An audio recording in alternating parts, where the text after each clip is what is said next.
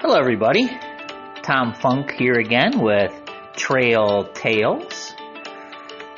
This episode is from my 50 hikes in Michigan's Upper Peninsula. And today I will talk about the Bear Lake Trail, which is at F.J. McLain State Park up in the Keweenaw Peninsula.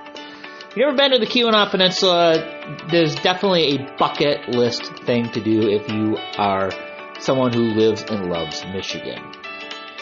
And that's a decent little trail to hike, kind of get your feet wet, if you will, on hiking in the Upper Peninsula.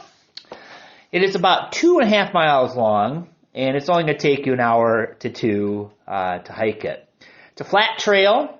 The high points. There's Bear Lake. There's a nice bench overlooking the lake, beach walks, and it's a good place to take in a sunset as well.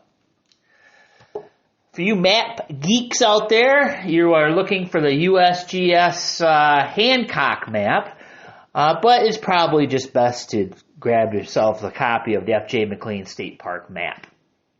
There is a modern campground, and you're only going to need tennis shoes for this hike. I do want to note that there is a short section of trail where pets are prohibited, so keep that in mind, and I will mention that point on the trail here in a little bit. This loop trail may start in a hectic campground, however, you will leave everyone behind after crossing M203 into the woods and ramble along Bear Lake. It's in a maturing forest. Your outing is on a wide, well-maintained path with some interpretive signs. The trail will loop back across into the park, going between rental cabins and the beach. You will re-enter the campground, and you'll have the option of walking the campground loop or finding one of the several staircases leading to the beach for a walk on the sand on the shore of Lake Superior. From Houghton and Hancock, you'll take M203 8 miles north, and the park entrance will be on the left. Check in at the contact station, turn left, and immediately park in the day use area. And you will need a recreational passport for entrance. Walk back up the entrance, drive 0.2 miles, cross over M203, and enter the woods, which are open to hunting, so keep that in mind if you're hiking in the fall. The wide wood-chipped corridor contrasts nicely with the maturing paper birches and red oaks lining the trail. Carpeting the ground are winterberry and bracken ferns. By the way, winterberry, it's a member of the heath family, and it's a creeping evergreen plant. It's about 4 to 6 inches high, and it can carpet forest floors with its shiny green leaves and edible red berries.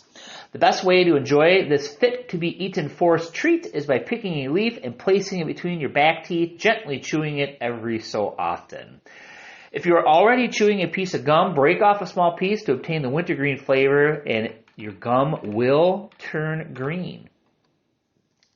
Continue to parallel M203 as the trail squeezes between the highway and Bear Lake and the wetland that surrounds it. For the next 0.2 miles, you are in a maturing mixed forest with the aforementioned hardwoods and some red and white pines thrown in for good measure. Your footing is high and dry, but you'll probably know shrubby wetlands on your right. At the 1 mile mark is a bench where you can sit and look through an opening to Bear Lake. This bench makes a great place to sit and do some bird watching. Along Lake Superior, this is a harbor of refuge for migrating waterfowl such as mergansers, loons, and ducks. A tenth of a mile further on, take a side trail and walk out into an old dock, which is being overgrown with emerging plants like blue flag iris. Look for the white water lily floating on the surface in mid-summer. After the side trail, begin to turn northward toward the highway and cross M203 at the 1.2 mile mark.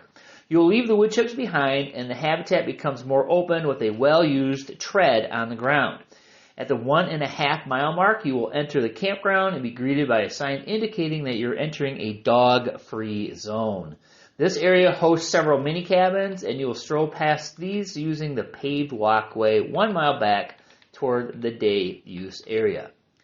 At any time, you can use one of the several staircases leading to the shore for a beach walk if you so desire.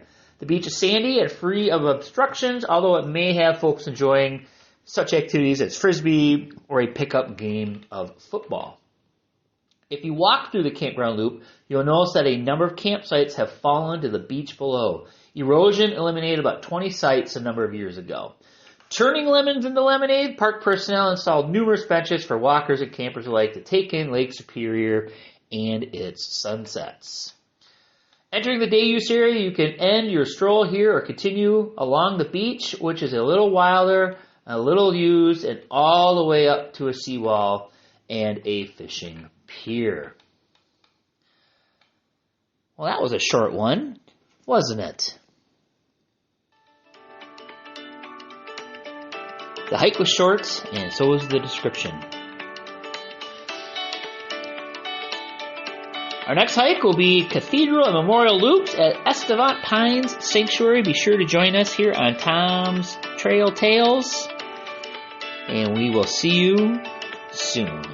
Thanks for joining me.